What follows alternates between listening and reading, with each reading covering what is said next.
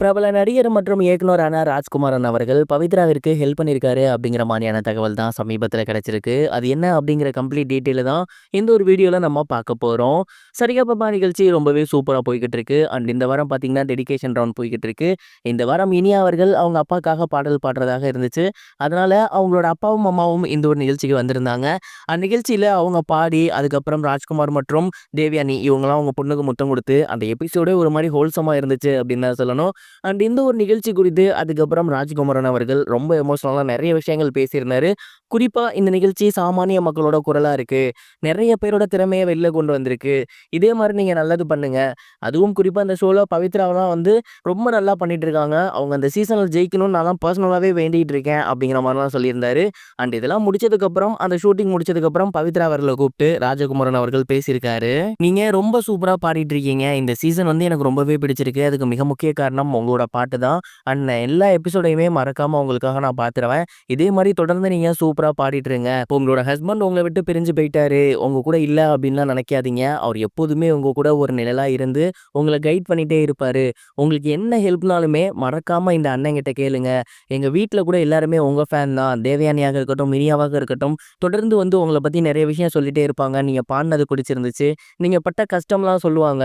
And அப்போல்லாம் ஒரு அண்ணனா உங்களுக்கு நான் ஏதாவது செய்யணும்னு தோணும். உங்களுக்கு என்ன வேணும்னாலும் என்கிட்ட மறக்காமல் கேளுங்க, உங்கள் குழந்தைங்களோட படிப்பு செலவுக்கு ஏதாவது வேணும்னாலும் கேளுங்க அப்படிங்கிற மாதிரி சொல்லியிருக்காரு. அது மட்டும் இல்லாமல் அன்றைக்கி அவங்க குழந்தைங்களுக்கு கிஃப்ட் வாங்கி கொடுத்ததோடு மட்டும் இல்லாமல் அவங்களுக்குமே ஒரு சில கிஃப்ட்டை வந்து அவர் பரிசாக கொடுத்துருக்காராமா. மேலும் தேவயானி அவர்கள்கிட்ட சொல்லி அவங்களுக்கு தேவையான ஒரு மாதத்துக்கு தேவையான மளிகை ஜாமான், காய்கறிகள் இதெல்லாம் வாங்கி கொடுக்க சொல்லியிருக்காராமா. இந்த மாதிரியான ஹெல்ப்லாம் ஷூட்டிங் முடிஞ்சதுக்கப்புறம் அவர் பவித்ராவிற்கு பண்ணியிருக்காரு. இந்த ஒரு நியூஸ் சமீபத்தில் வெளியாகி ரொம்பவே வைரலாக போய்கிட்டு இருக்கு.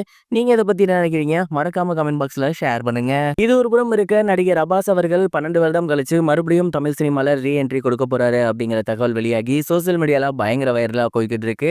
காதல் தேசம் அப்படிங்கிற படத்தின் மூலயமா அறிமுகமாகி ரசிகர்கள் மத்தியில் மிகப்பெரிய ஒரு வரவேற்பு பெற்றவரா அப்பாஸ் அவர்கள் மாறியிருந்தாங்க. குறிப்பாக அன்றைய ஒரு தேதியில் சாக்லேட் பாயா அப்பாஸ் அவர்கள் இருந்தாங்க. அதுக்கப்புறம் தொடர்ந்து ஏகப்பட்ட படங்கள் அவர் பண்ணியிருந்தாரு, மிகப்பெரிய வெற்றிகளை பார்த்திருந்தாரு. ஆனால் தொடர்ந்து தமிழ் சினிமாவில் அவரால் நிலைக்க முடியலை. இடையில மிகப்பெரிய ஒரு பிரேக் எடுத்து நியூசிலாந்து போயிட்டு அவர் செட்டில் ஆகிட்டாரு. அண்ட் ரொம்ப கஷ்டப்பட்டாரு அப்படிங்கிற மாதிரிலாம் கூட நியூஸஸ் வெளியாகி இருந்துச்சு.